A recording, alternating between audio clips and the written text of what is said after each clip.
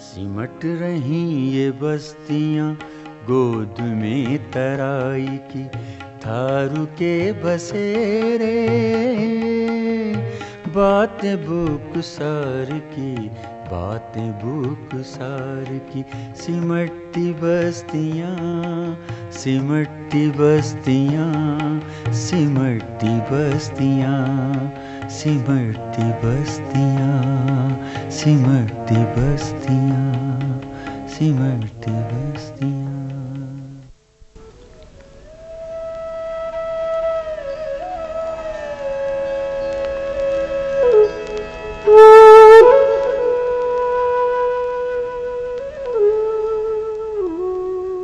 हिमालय की तलहटी में बसी थारू एवं बुक्सा जनजाति का आर्थिक जीवन, जहां आपको देशज सभ्यता से भिन्न दिखाई दिया, वहीं सामाजिक जीवन से जुड़ा धार्मिक पक्ष भी आम जीवन से भिन्न है। ये जनजातियां एक लंबे काल तक शिक्षित जीवन से अलग रहीं। संभवतः इसीलिए इनके जीवन में अंधविश्वास अधिक मिलता है।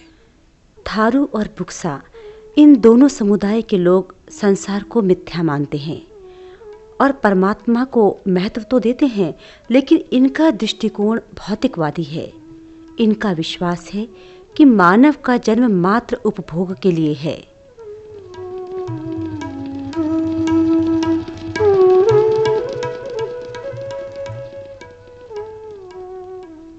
रूढ़िवादी और अंधविश्वासी ये जनजातियां मनन और चिंतन पर भी बल देती हैं, भजन कीर्तन पर भी बल देती हैं, क्योंकि इनका ये मानना है ऐसा न करने से मनुष्य पशु के समान हो जाता है। थारूवाट और बुक्साड़ में जीवनाथ को अधिक महत्व दिया जाता है। आत्मा के अस्तित्व को ये लोग भी स्वीकारते हैं, लेकिन अधिक अंधविश्वासी होने के कारण प्रेत आत्माओं पर बहुत ज़्यादा विश्वास करते हैं। बुक्सा लोग तो आज भी इन्हीं पुरातन मान्यताओं से बंधे हुए दिखाई देते हैं। अब सुगन हम सुबह सुबह उसका मानते हैं, जिसको हम घल्ला बोलते हैं, उसको हम खाली नहीं देखते हैं। उसको भरा हुआ देख लेंगे तो ठीक है, ना तो हमारा अपसुगन हो जाता है। वो बंदर कहते हैं, उसका नाम नहीं लेते हैं, उसको भी हम अपसुगन मानते हैं। उससे भी हमारा बहुत ही कुछ होता है हैं। और गीदर जैसे हमारी रास्ता काट गया तो उसको भी हम बहुत अपसुगन मानते हैं। उससे हमारी बहुत खराब बात हो जाती है। हमारी बुक्साड़ में इसको भूत परीत को बहुत मानते हैं। भूत से तो बहुत ही वो करते हैं।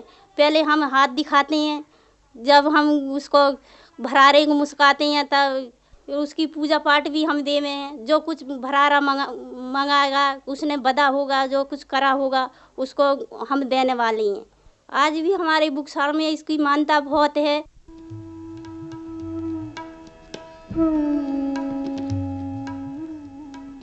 बुक्साओं के साथ साथ थारुओं में भी इसी तरह के अंधविश्वास व्याप्त हैं।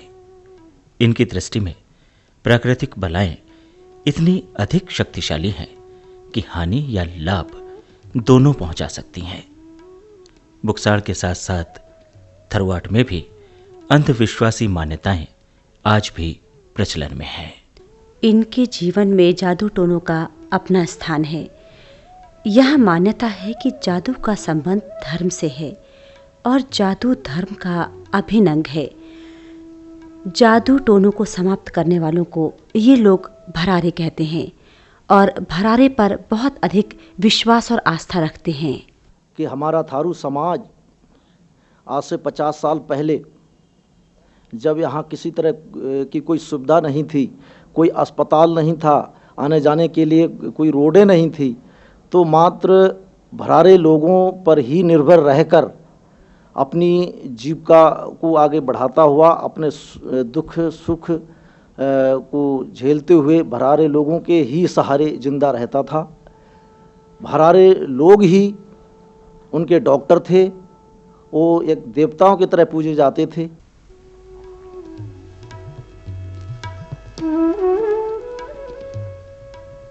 थारू और बुक्सा दोनों ही समुदायों में भरारे की खास भूमिका होती है। ये माना जा सकता है कि जनजाति के आदिम समाज में धर्म, जादू टोनों और अंधविश्वासों के रहस्यात्मक रूप मिलते हैं। अंधविश्वासी होने के कारण इनका ये भी मानना है कि भूत प्रेतों के प्रभाव से बीमारियां आती हैं। यहाँ तक कि दवा और इलाज की भी कोई ज़रूरत नहीं होती, क्योंकि ये लोग रोगों का उपचार भरारे द्वारा करा लेने पर ही विश्वास करते हैं। भय के क्षणों में भूत प्रेतों को जादू टोनों के मंत्रों की शक्ति द्वारा भगाकर भौतिक दुखों को दूर करने की परंपरा आज भी यहाँ दिखाई देती है। काल भैरव कबरी जटा, राजा प्रजा पायन पड़े, लंका सी कोट पलंका सी खाए, लाल ध्वजा फहराए। आज मेरे भूत भान, पलीद भान, मरिया मत्सान भान, चुड़ैल चंडाल भान, बगा विशैले भान, बाण रूपी कालका भान, जैसे निवासी वेतन के खेरे खूंटे भान, नदी निवारे भान, नगा की नवसाई भान, भरारे की भर्रई भान, चली भान चलाई भान, 22 बान काट के 36 रोग काटेगी, तब तेरा आकन तुझे चढ़ाऊंगा। इतने में अगर झूठी करेगी तो मेरी यान, मेरे गुरु की यान, नौनो चम्मारी यान, गुरु गोरखनाथ की यान। मैं बहुत दूर दूर से, वैसे हमारे थारू लोग तो आते ही हैं, बहुत दूर दूर से अन्य थारू भी आते हैं, उनका भी सफल मैं भर्रीगिरी करता हूँ। जो डॉक्टरों के यहाँ इलाज नहीं होता है वो मैं अपने यहाँ भर्रई से जादू मंत्र से उनको ठीक कर देता हूँ। देवी देवताओं का जिसके ऊपर प्रकोप होता है उसको मैं तुरंत, जिसके ऊपर हवा का प्रकोप होता है उसे मैं तुरंत उतार देता हूँ।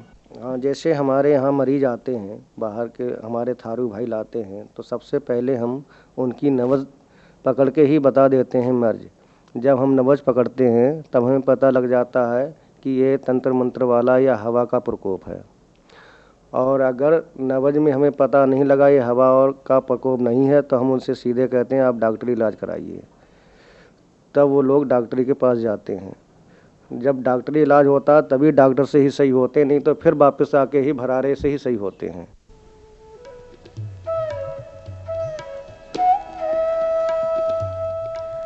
ये लोग प्रगति के पथ पर भी इन्हीं अंधविश्वासों से जकड़े हुए हैं। ये भ्रमित सोच इस बात का प्रमाण है कि अभी यहाँ शिक्षा के प्रचार प्रसार की बहुत अधिक ज़रूरत है और यही अंधविश्वास इनके विकास में बाधा पैदा कर रहे हैं। किसी काल में बुक्साड़ विद्या द्वारा सब कुछ संभव था। आज भी ये बातें हमें लोक कथाओं और लोक गाथाओं में सुनाई देती हैं कि किस प्रकार व्यक्ति को तोता या बकरी पल भर में बना दिया जाता था। हर इच्छा की पूर्ति क्षण भर में कर देना, मृत व्यक्तियों को जीवित कर देना, ये सारा जादुई करिश्मा बुक्साड़ विद्या द्वारा संभव था, ऐसा मानते हैं। हमने बुजुर्गों के मुंह से ये सुना है कि ऐसे ऐसे जादूगर थे बड़े बड़े, अपने भेष को बदल लेते थे। जैसे जैसे ज़रूरत पड़ी कभी गाय बन गए, कभी बकरा बन गए या पशु पक्षी बन गए। इस ढंग से उनमें विद्या थी। अभी जो तराई जो हमारे बुक्सा लोगों ने जो आबाद की थी, तो हमारे बुजुर्ग लोग बताते हैं कि यहाँ तमाम जंगली जंगल था तराई में। तो हमारे बुक्साओं ने जो जादूगर थे बुजुर्ग हमारे, तमाम यहाँ के शेर, चीतल, वन मानुस, ऐसे लोगों से युद्ध जैसा किया उनने। हमारे ससुर जी बड़े बुजुर्ग थे जिनकी आयु 100 वर्ष से भी ऊपर थी। उनने एक उदाहरण दिया था कि बच्चों, हमारे जो बड़े बूढ़े या बुजुर्ग थे, बड़े जादू, उन्होंने एक जगह परिवार में बहू पानी भरने के लिए गई तो थोड़ी परंपरा होती थी, घूंघट निकालती थी औरतें, अपने जेठ या ससुर से पर्दा करती थी धोती का। तो एक दिन ससुर ने दिल में ठान लिया कि बहू का मुंह नहीं देखे, या 5-6 साल हो गए, नाती पोते हो गए, तो वो जादू करके वो सीधे जहाँ गागर भरते हैं, कुआं होता है, वहाँ गिद्ध के रूप में अपना भेष बदल के वो बैठ गए। आई बहू, देखा कि अपनी सास से कहने लगी कि सास देखो तो ये गिद्ध बैठा हुआ है। कहीं पानी खराब ना कर दे कुएं का। लेकिन बहू तो नई नई आई थी, लेकिन सास समझ गई, तो कहने लगी अपनी बहू से कि ये तुम्हारे ससुर हैं, ये जादूगर हैं, डरने की कोई बात नहीं है। तो हमारे बुजुर्गों की सुनी ही बातें हैं। तो ऐसे ऐसे हमारे बड़े बड़े जादूगर थे।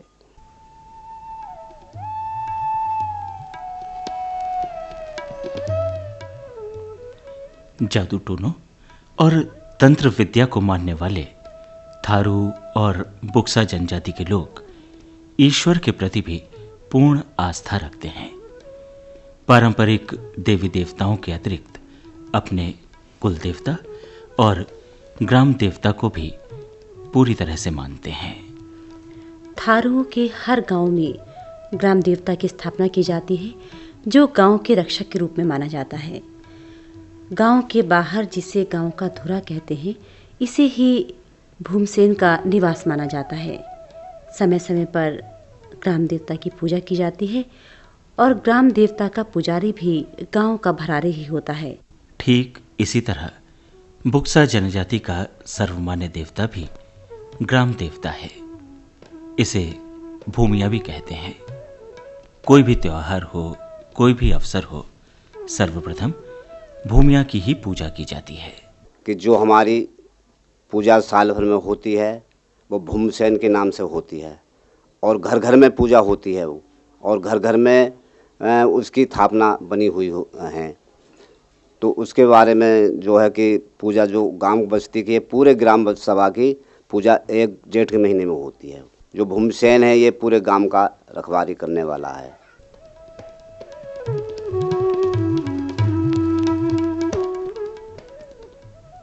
थारू वेदों में विश्वास नहीं करते, लेकिन मृत्यु की देवी कालिका की पूजा आराधना करते हैं। परमात्मा को ये लोग नारायण कहते हैं। इनकी आराध्य देवी चंद्रिका है। थारू भगवान शिव को मानते हैं और महादेव को भैरव और ठाकुर जी कहते हैं। यहाँ तक कि शिवलिंग की पूजा अर्चना का भी विधान है। भगवान राम और हनुमान की कथा का प्रचलन भी थारूहाट में है। भगवान कृष्ण की पूजा के समय कौरव पांडवों की लोकगाथा भी प्रचलन में है, जो थारुओं का सबसे पुराना मुख्य पारंपरिक गीत है। दासी तुम्हारी हो, द्रौपदी तेरा रही, हरि सभा में राधी हर के पुकार, अब सुधाली जो स्वामी दासी तुम्हारी, द्रौपदी डेर रही, थारी सभारे बीच हर के पुकार। हिंदू धर्म के अनुसार ही बुक्सा जाति के लोग भी विभिन्न देवी देवताओं की पूजा किया करते हैं। इनमें भगवान शिव, इंद्र, गणेश, दुर्गा, काली और भी देवी देवताओं की आराधना सर्वमान्य है। हमारे बुगसाड़ में देवी की पूजा ज़्यादा करते हैं, जैसे काशीपुर वाली ठेड़ी, अटरिया वाली ठेड़ी, इलाबास वाली ठेड़ी, पुन्नागिरी ठेड़ी, तो इन्हें हम बहुत ज़्यादा मानते हैं। तो इसकी मान्यता सबसे ज़्यादा हम काशीपुर वाली की करते हैं। हमारे घर पे भी देवी देवता मानते हैं, जैसे मोरहेरी ठेड़े और जैसे देवी ठेड़ी, जैसे और जो आत्मा ठेड़ी, तो वे आन के हमारे पूज जाती हैं। तो उसके हम का कहने अपने मान्यता में लेते हैं, तो वे मान जाती हैं, तो हम चढ़ाते हैं। बकरा भी चढ़ाते हैं, मुर्गा भी चढ़ाते हैं और फूल प्रसाद भी चढ़ाते हैं। हमारे गांव में बुगसाड़ पे फिर हम का कहने थानों की पूजा करते हैं। तो पहले तो करते हैं हम अगहन पे पूजा, तो हम बकरा लेते हैं, पूरे गांव में ढाड़ा डालते हैं। तो फिर का कहने वो बकरा के पूरे गांव में हम चक्कर घुमाते हैं, चक्कर घुमा के लाते हैं। तो फिर आन के हम वहाँ में लाते हैं नंगराई पे लाते हैं। तो उसे का कहने घुमा घुमू के यहाँ हाथ में लोटा लेते हैं और बकरा के हाथ में लेते हैं। तो पूरे गांव में चक्कर मारेंगे, चक्कर मार मूड़ के घुमा के लाएंगे। तो हम नंगराई पे काटेंगे, नंगराई से काट को तो का कहने फिर हम पूरे गांव में बाँटा डालेंगे। तो सब बच्चों के प्रसाद, जो घर वाले चाहे सियाने हों चाहे बालक हों, वो सब खाएंगे। हमारी जो पूजा होती है जेठ के महीना की, तो का कहने दूसरी पूजा होती है वो।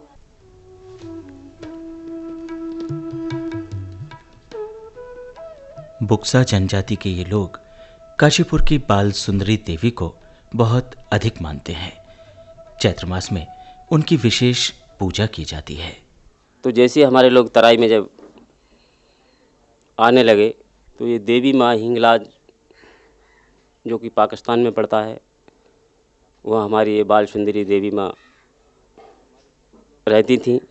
तो हमारे छत्री लोग जब यहाँ आने लगे तो माँ ने सपने में कहा कि भाई आप लोग भी जा रहे हो हमारे तुम छत्री लोगों, तो मैं यहाँ नहीं रह पाऊँगी इनके बीच में। तो जभी से हमारे जो तराई में लोग आए तो कहते हमारे बुजुर्ग कहते हैं कि डोली में बैठाकर और 2 आदमी आगे 2 आदमी पीछे पूरे जत्था के साथ यहाँ तराई में, जहाँ पीपली का जंगल है, जिला रामपुर पड़ता है, वहाँ पे बाल सुंदरी देवी माँ जब स्थान उन्होंने देखा वहाँ वो सस्ताने लगे तो वहाँ खुश हो गई और जो कि उनकी डोली वहीं पे मूर्ति रख दी, मंदिर बनवा दिया, पूजा पाठ करने लगे। कुछ परिस्थिति ऐसी हुई कि वहाँ का माहौल देवी माँ भगवती को सही नहीं लगा, वो रुष्ट हो गई। और वहाँ जो मंदिर बना हुआ था उसका जो एक कोना था उसको भवन को तोड़ के और माँ भगवती जो हमारे बुक्सा एक सिहारी वाले गोत्र के होते हैं, जो लोग देवी माँ को लाए थे, वो उनके यहाँ घरों में आके प्रवेश हो गई। कुछ दिन पूजा अर्चना घरों में की देवी माँ की। उसके बाद में जो पंडा लोग थे हमारे राजा वंश के, काशीपुर में जाकर उनको सौंप दी गई। तो हमारे बुजुर्ग कहा करते थे और हम भी देखते हैं, प्रतिवर्ष मेला होता है चैती का, जिसमें पूजा होता है। तो अभी भी पहली पूजा हमारे बुक्साओं की होती है वहाँ पंडा के बाद, और जो बलि बकरी प्रसाद चढ़ता अभी भी हमारा पूरा अधिकार होता है हमारे बुक्सा समुदाय का उसमें। मेरी दूर गए तो जय जय करते चले ही मेरे जाति। थारू जनजाति भी स्थानीय देवी देवताओं को मानती है और थारचंडी देवी की पूजा करती है। देवी माँ की पूजा क्वार माह के 10वें दिन होती है। जेठ और अगहन में माँ काली की पूजा की जाती है। साथ ही पशु बलि चढ़ाने की प्रथा भी है। भवानी को बलि देने से पूर्व ये लोग नाचते गाते और झूमते हैं। देवी देवताओं के साथ साथ पशु आराधना का प्रचलन भी थारुओं में पाया जाता है। इनके 3 आराध्य पशु हैं, गाय, सर्प और बंदर। इसी तरह से वृक्षों में प्रमुख पूजनीय वृक्ष हैं पीपल और आम। जड़ी बूटियों पर भी थारू समुदाय अधिक विश्वास करता है। अंधविश्वास परंपराओं से जुड़ी ये जनजातियां आज भी पूरी तरह से उन रूढ़िवादी परंपराओं से बाहर नहीं आ पाई हैं। थारुओं के जनजीवन में बुक्साओं की तुलना में शिक्षा का अधिक प्रसार हुआ है, जिस कारण थारू समाज की मानसिकता में कुछ परिवर्तन अवश्य आया है। नगरीय सभ्यता का प्रभाव भी इस जनजाति में साफ दिखाई देता है। जादू टोनों और तंत्र मंत्रों की पुरातन मान्यताओं से थोड़ा सा इन लोगों ने बाहर आने का प्रयास भी किया है। बुक्साओं में अभी शिक्षा का प्रचार प्रसार बहुत ज़्यादा नहीं है, जिस कारण अज्ञानता का प्रभाव यहाँ साफ दिखाई देता है। थारू और बुक्सा दोनों ही जनजाति के लोग स्वयं को समाज और राष्ट्र की मुख्य धारा से जोड़ने को उत्सुक हैं। अंधविश्वास और जादू टोनों की जंजीरों से बाहर आने को आतुर हैं। आवश्यकता है इनको सही मार्गदर्शन देने की, विकास के सही रास्ते पर इन्हें ले जाने की। जादू टोने और अंधविश्वास अपनी जगह हैं, लेकिन धार्मिक भावना से थारू और बुक्सा दोनों जनजातियां ओत-प्रोत हैं। पूजा अर्चना की पुरातन परंपराएं आज भी उतनी ही सजीव हैं। ईश्वर के प्रति इनकी पूर्ण आस्था है। देवी मां पर इन दोनों जनजातियों का पूर्ण विश्वास है। धुवंते घर वीरन छोड़े तबे भी संग लाएरी मेरे जाती अरिये सी चावा के मारा मेरी